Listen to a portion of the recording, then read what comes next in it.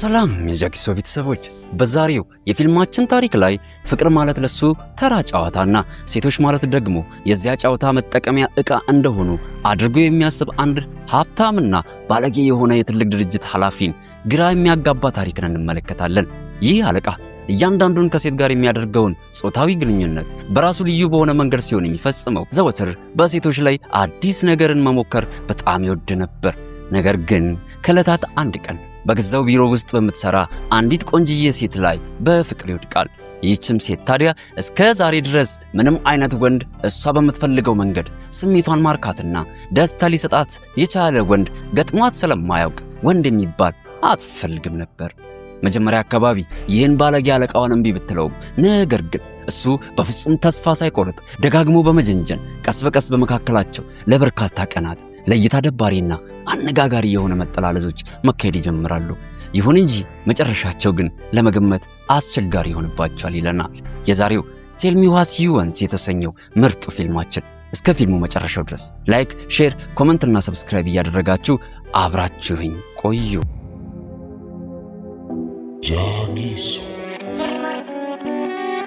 የዛሬው ፊልማችን የሚጀምረው ጆርዲ በተባለች አንዲት ቆንጅዬ ልጅ ሲሆን ጆርዲ በዚህ ጊዜ እንደ ወትሮዋ በሞተር ሳይክሏ ወደ ስራ ስታመራ እንመለከታታለን። ጆርዲ ማለት ፍቅር በሚሉት ነገር ፈጽሞ የማታምን ሴት ነች። ከዚህ ቀደም የተወሰኑ ፍቅረኞች የነበሯት ቢሆንም ነገር ግን አንዱም ወንድ ቢሆን የልቧን አድርሶ ሊያስደስታት አልቻለም። ስለዚህም ነው ጆርዲ በዚህ ጊዜ ብስክሌትና ወንድ ማለት ከላይ ሆነው በመጋለብ ስሜትን ማርኪያ ማሽን ብቻ ናቸው የሚል ፍልስፍና እንዲኖራት ያስገድዳት።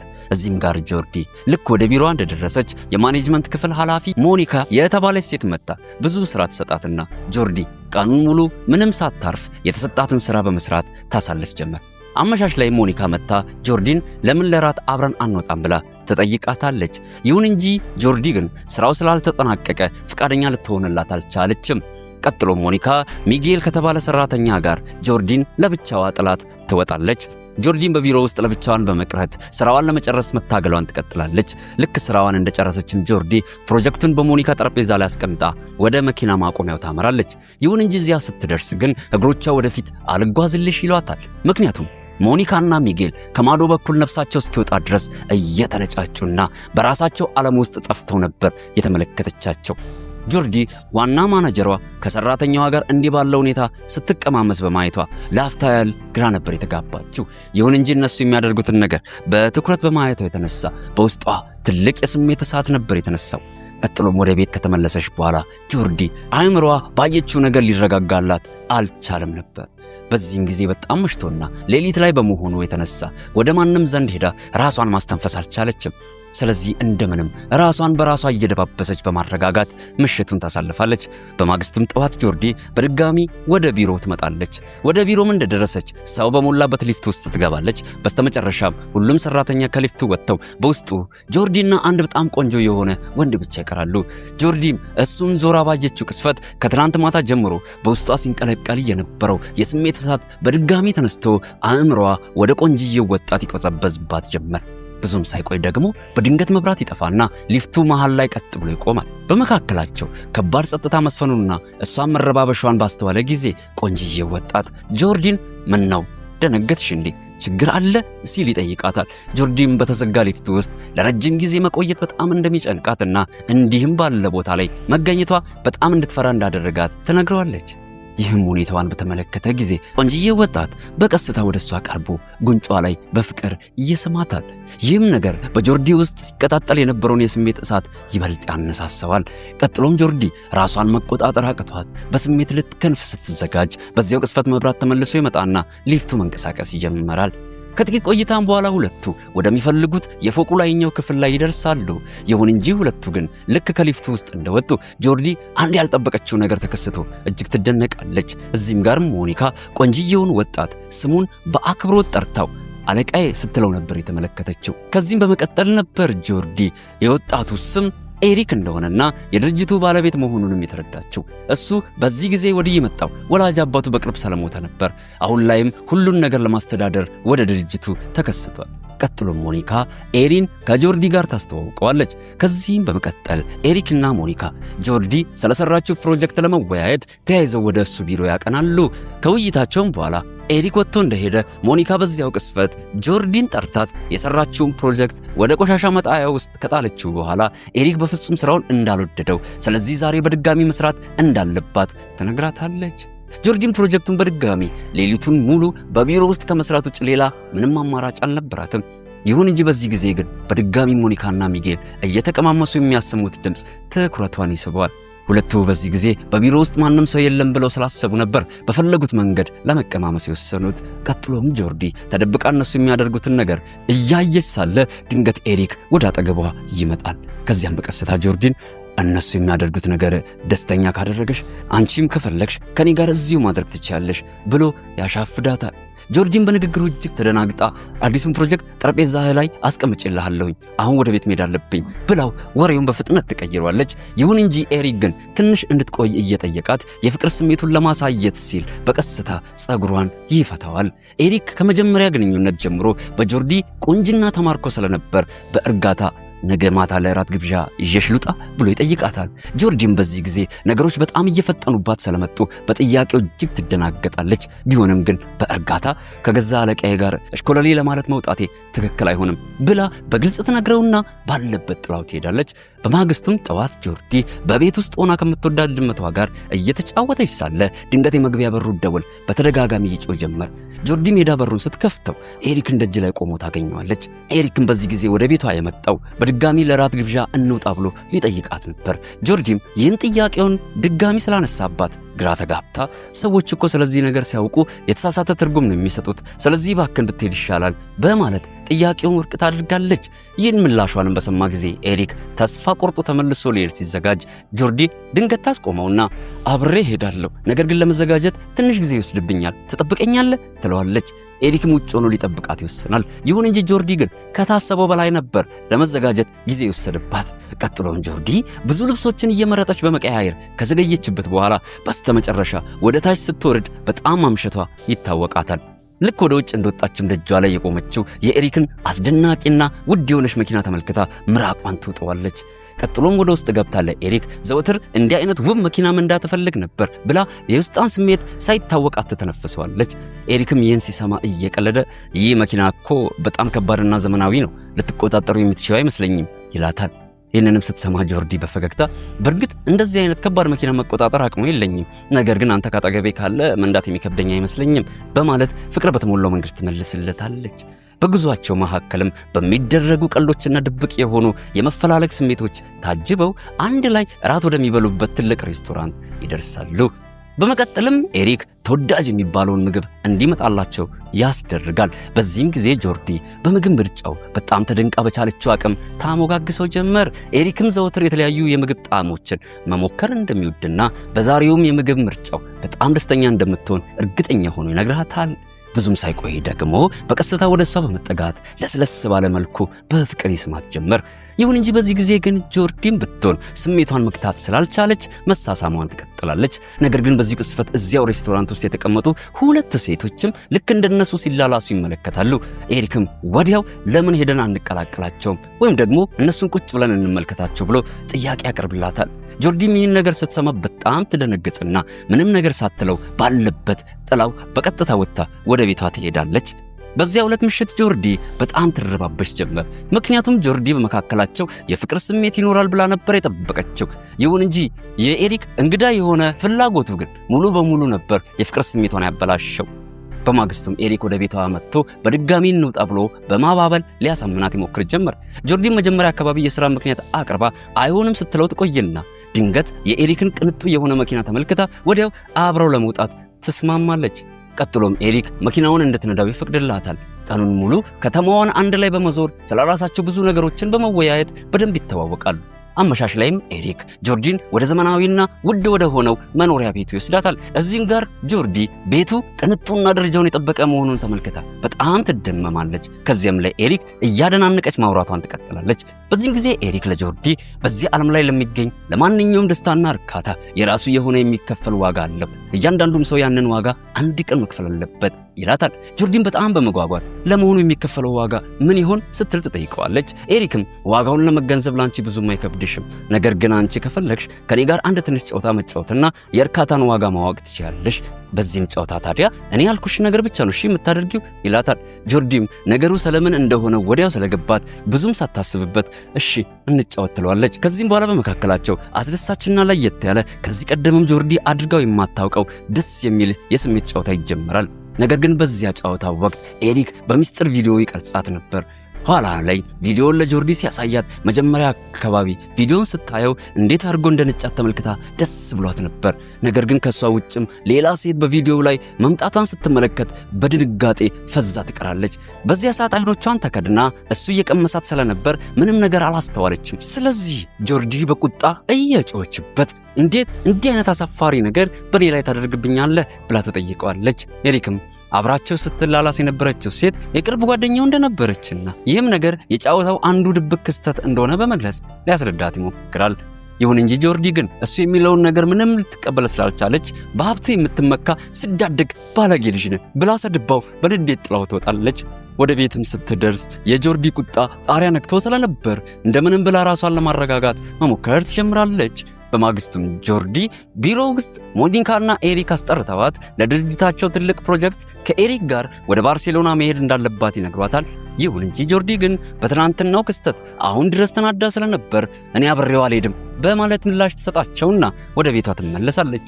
ነገር ግን ተመልሳ ወደ ቤት ስትመጣ ሌላ ትልቅ ችግር ነበር ቀድሞ የጠበቃት። እዚህም ጋር ጆርዲ በጣም የምትወዳት ድመት በጽኑ ታማ እየተሰቃየች ታገኛታለች። ስለዚህ ወዲያው ድመቷን ይዛ ወደ ሐኪም ዘንድ ታመራለች። ቢሆንም ግን የእንስሳት ሐኪሙ የድመቷን ሕይወት ማዳን አልቻለም ነበር። ስለዚህ ጆርዲ በጣም የምትወዳትን አጫዋች ጓደኛዋን በሞት በመነጠቋ እጅግ አምርራ ታዝናለች። በዚህ ቅጽበትም ኤሪክ እሷን እያፈላለገ ያለችበት ድረስ ይመጣል። ጆርዲን በዚህ ጊዜ ራሷን መቆጣጠር ስላቃታት እቅፍ አድርጋው ማልቀስ ትጀምራለች።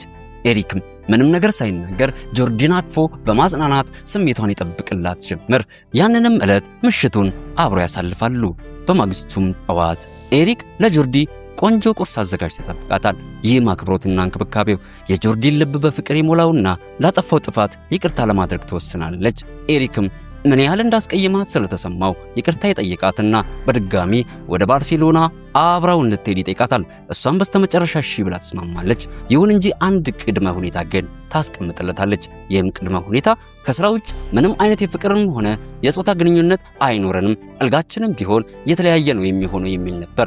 ኤሪክም ያለ አንዳች ማንገራገር ነበረ ቅድመ ሁኔታዋን አምኖ የተቀበለው። ይሁን እንጂ ወደ ባርሴሎና ከመሄዳቸው በፊት ግን ሁለቱ አስቀድመው ተነጋግረውበት በመስማማት እዚያው ቢሮ ውስጥ እስኪወጣላቸው ድረስ በደንብ መቀማመስ ይጀምራሉ። የልባቸውን ካደረሱም በኋላ ተያይዘው ወደ ባርሴሎና ይበራሉ። እዚያም ሲደርሱ ጆርዲ በሆቴሉ የመኝታ ክፍል ውበትና ቅንጡነት እጅግ በጣም ትደሰታለች። ነገር ግን በማግስቱ ጠዋት ወደ ስብሰባው ልትወጣ ስትል ኤሪክ ከአዲሷ ጸሐፊው ከኤማንዳ ጋር ሲቀማመስ ካደረበት ክፍል ሲወጣ ተመልክታው የሁለቱ ያልተጠበቀ መቀራረብ በጆርዲ ልብ ውስጥ የቅናት እሳትን ይቀሰቅሳል። ቀጥሎም ስብሰባው ከተጀመረ በኋላ ኤሪክ ወደ ጆርዲ ስልክ ደጋግሞ መልእክት ይልክላታል። ነገር ግን ጆርዲ ሆን ብላ ሳትመልስለት ትቀራለች። በስተመጨረሻም ኤሪክ በንዴት ስብሰባው እንዲቋረጥ ያደርግና ከጆርዲ በስተቀር ያሉትን ሰዎች በሙሉ ከክፍሉ እንዲወጡ ትዕዛዝ ይሰጣቸዋል።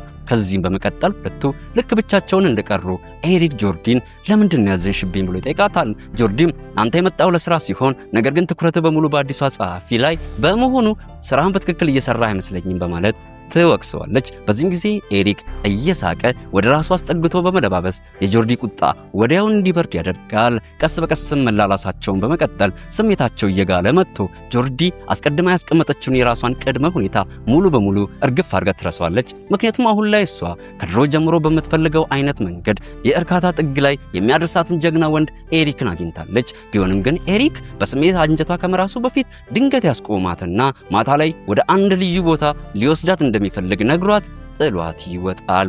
በዚያ ዕለት ምሽትም በአንድ ታዋቂ ሆቴል ውስጥ አብረው እራት ይበላሉ። ቀጥሎም ወደ አንድ መሰብሰቢያ ክፍል ይዟት ይሄዳል። ኤሪክ በድጋሚ ያንን ጨዋታ እንጫወት ብሎ ያስጨንቃታል። በዚህም ጊዜ ግን ደንቦቹ በሙሉ በጆርዲ ፍላጎት መሰረት እንደሚሆኑም ይነግራታል። ጆርዲ ከዚህ ቀደም በስብሰባ ክፍል ውስጥ ስሜቷ ተቀስቅሶ ስለነበረ እሺ ትለዋለች። ጨዋታው ይጀምራል። ደንቦቹም በሙሉ በጆርዲ ፍላጎት ነበር የሚሄዱት። ነገር ግን ኤሪክ የዚህ ጨዋታ ዋና ማስተር ስለነበር ጨዋታውን በከፍተኛ ደረጃ ይመራው ጀመር። እያገላበጠ እየፈነቃቀለ ይቀማምሳታል። ጆርዲ ከዚህ ጨዋታ በኋላ በደስታ ልቧ ይፈነድቃል። ነገር ግን በማግስቱ ጠዋት የኤሪክ ጸባይ ድንገት ይለዋወጣል።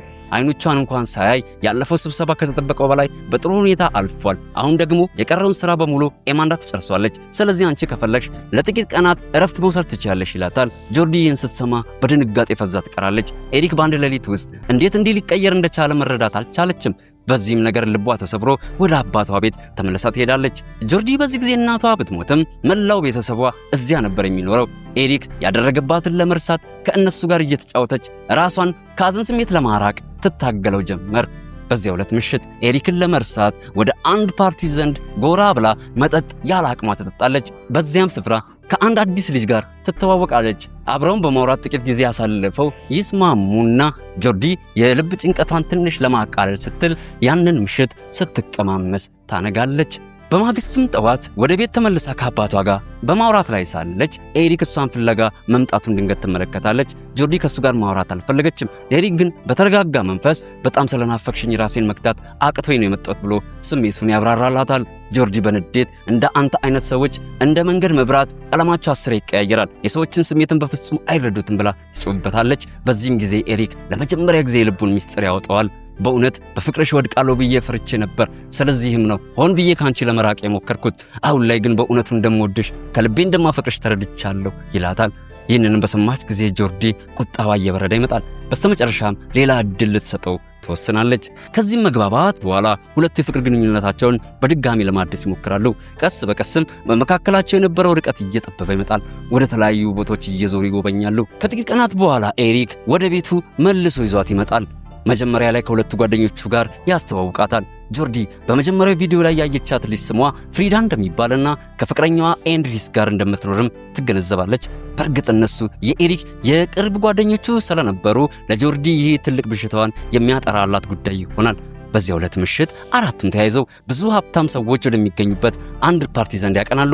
በፓርቲው ላይ ኤሪክ ጆርዲን አሌክስ ከሚባል ሌላኛው ጓደኛው ጋር ያስተዋውቃታል። በመቀጠልም ኤሪክ ብዙ መግባባት አድርጎ ካሳመናት በኋላ ወደ አንድ ክፍል ይወስዳታል። እዚያም አንድ የተለየ ደረጃ የሚሰጠውን ጨዋታ ለ3 ለመጫወት ይወስናሉ። ጆርዲም ከሁለቱ ወንዶች ጋር በምታደርገው መቀማመስ እጅግ ደስተኛ ሆና ታሳልፋለች። ነገር ግን በማግስቱ ጠዋት ከእንቅልፏ ስትነቃ ኤሪክ አጠገቧ የለም። ፍሪዳና ኤንድሪስ ኤሪክ ሳይነግራቸው እንደሄደና ስልኩንም እንደማያነሳላቸው ይነግሯታል። በጆርዲ አእምሮ ውስጥ ብዙ ጥያቄዎች ይመላለሱ ጀመር። ደጋግማ ብትደውልለትም ኤሪክ አይመልስም። በዚህም ጊዜ ኤሪክ ምን ይሆን የሚፈልገው ብላ ግራ ትጋባለች። ለጥቂት ቀናት ልቧ ቢረበሽም ቀስ በቀስ ትኩረቷን ሙሉ በሙሉ ወደ ስሯ ለመመለስ ትወስናለች። ምክንያቱም በዚያ ዕለት ምሽት ከሁለቱ ወንዶች ጋር ያደረገችውን ነገር በፍጹም ማድረግ የማትፈልገው አጸያፊ ነገር ነበር። ከዕለታት አንድ ቀን ጂም ውስጥ ስፖርት እየሰራች እያለ ርብቃ የምትባል ልጅን ትገናኛለች። በመቀራረብም ካወሩ በኋላ በጣም ጥሩ ጓደኞች ይሆናሉ። በማግስቱም ጆርጂ ወደ ቢሮ ስትደርስ ሞኒካ የሥራ እድገት አግኝተሽ አሁን ላይ የፋይናንስ ክፍሉን በበላይነት ትመሪያለሽ ብላ የምስራቹን ታበስራታለች። ጆርዲ በዚህ ስኬት ደስ ብሏት አዲስ ሕይወት ለመጀመር ትወስናለች። የኤሪክን ትዝታዎች በሙሉ ጥላ ወደፊት መጓዝ የተሻለ እንደሆነም ታምናለች። በሰዓቷ ቢሮ እየገባች ለብቻዋ ከመኖር ጋር ለመላመድም ትሞክር ጀመር። ነገር ግን ከጥቂት ቀናት በኋላ ኤሪክ በድንገት ፊት ለፊቷ ከችላል። ጆርዲ ከሱ ጋር ማውራት አልፈለገችም። ነገር ግን እሱ ይቅርታ እየጠየቀ በድጋሚ ፍቅሩን ይገልጽላት ጀመር። በቢሮ ውስጥ ረብሻ እንዳይፈጠር ብላ ወደ ቤቷ ወስዳው ኤሪክ ምን ያህል ግልፍተኛና ባለጌ እንዲሁም ፈሪ እንደሆነ በመረዳቷ ከእንግዲህ በኋላ እሱ ልትሰማው እንዳልፈለገች በግልጽ ትነግረዋለች። ኤሪክ ምንም ሳይነግራት ጀርመን የሚገኙ ቤተሰቦችን ለመጠየቅ ሄዶ እንደነበርም በግልጽ ይነግራታል። በመቀጠልም እኔ እዚህ ያለው በህይወቴ ውስጥ በጣም አስፈላጊዋ ሰው አንቺ ብቻ መሆንሽን ተረድቻለሁ። ስለዚህ ነው ለዘላለም ወደ አንቺ የተመለስኩት ሲል የልቡን ይገልጽላታል። ደጋግሞ ቃሉን ስለሰበረ መጀመሪያ ላይ ልታምኑ ፈቃደኛ አልነበረችም። ነገር ግን ኤሪክ ፍቅሬን ለማስመስከር አንድ ተጨማሪ እድል ብቻ ነው ካንቺ የሚፈልገው ብሎ ይማጸናታል። በዚህም ጊዜ ጆርዲ በአይኖቹ ውስጥ እውነተኛ ፍቅር ስላየችበት የመጨረሻ እድል ለመስጠት ትወስናለች። ይህንንም ተከትሎ በድጋሚ የፍቅር ግንኙነታቸውን ለማገዝ ይሞክሩ ጀመር። ከዕለታት አንድ ምሽት ጆርዲ ኤሪክ ስለሚወደው ስለዚያ የስሜት ጨዋታ አንስታለት ወሬ ትጀምራለች። በዚህም ጊዜ ግን አንድ አስደናቂ ነገር አዘጋጅቻለሁ ብላ በጨዋታ መልክ የኤሪክን አይኖች ተሸፍናለች። ጨዋታም እንደተጀመረ እሱን ለማስደሰት ብላ የጂም ጓደኛዋን ርብቃን ወደ ውስጥ ትጋብዛታለች። ነገር ግን ኤሪክ የአይኑን ጨርቅ ሲያነሳ ፊቱ ነጭ ሆናል በቁጣ ምንም ሳይናገር ጥሏትም ይወጣል። ጆርዲን በዚህ ነገሩ ግራ ትጋባለች። በዚህም ጊዜ ርብቃ እሷን ብትሆን ከኤሪክ የቀድሞ ፍቅረኞቹ መካከል አንዷ እንደነበረች ትነግራትና ልቧን ዝቅ ታደርጋለች። ርብቃ እውነቱን ስትነግራት ጆርዲ ደንግጣ አይኗ ይፈጣል። ርብቃም ብትሆን ቀደም ሲል በኤሪክ የጨዋታ መረብ ውስጥ ወድቃ የተጎዳችና ከሱ ጋር ተመሳሳይ የፍቅር ታሪክ የነበራት ሴት ነበረች። ጆርዲ ኤሪክ አሁንም ያው የድሮ አታላይና ሰዎችን በጨዋታው መጠቀም የሚያደርግና በፍጹም ሊቀየር የማይችል ሰው መሆኑን በግልጽ ትገነዘባለች። ያ ሁሉ ተቀይር ያለው እውነተኛ ፍቅር አንቺ ብቻ ነሽ ብሎ የነፈዘው ወሬ በሙሉ ሌላኛው የጨዋታው አካል ብቻ ነበር ማለት ነው። በማግስቱም ጆርዲ ወደ ቢሮ ተመልሳ ስትሄድ ኤሪክን በድጋሚ ታገኘዋለች። ኤሪክ እንደተለመደው ሰበብ ሊደረድርና ነገሩን ሊያባብል እየሞከረ ነበር። በዚህም ጊዜ ግን ጆርዲ አልተሸወደችለትም። በራስ መተማመን በተሞላበት መንገድ ፊት ለፊቱ ላይ ቆማ አንተ ፍቅርን አታውቅም፣ የምታውቀው ሰዎችን መጫወቻ ማድረግ ብቻ ነው፣ ከእንግዲህ አንተ የጨዋታ መጠቀሚያ አልሆንልህም ብላ በግልጽ ስድብት አድርገዋለች። ራሷንም ከዚህ መርዛማ ግንኙነት ሙሉ በሙሉ ነጻ ታወጣለች። የፋይናንስ ክፍሉንም ስራዋን በብቃት እየሰራች በራሷ እግር ቆማ አዲስና ሰላማዊ የሆነ ህይወት መኖር ትጀምራለች። ኤሪክ በበኩሉ እውነተኛ ፍቅር መስሎ የመጣችውንና በእውነት ሊወዳት ይችል የነበረችውን ብቸኛ ሴት በራሱ ራስ ወዳድነትና ባለጌነት ምክንያት ለዘላለም አጥቷታል።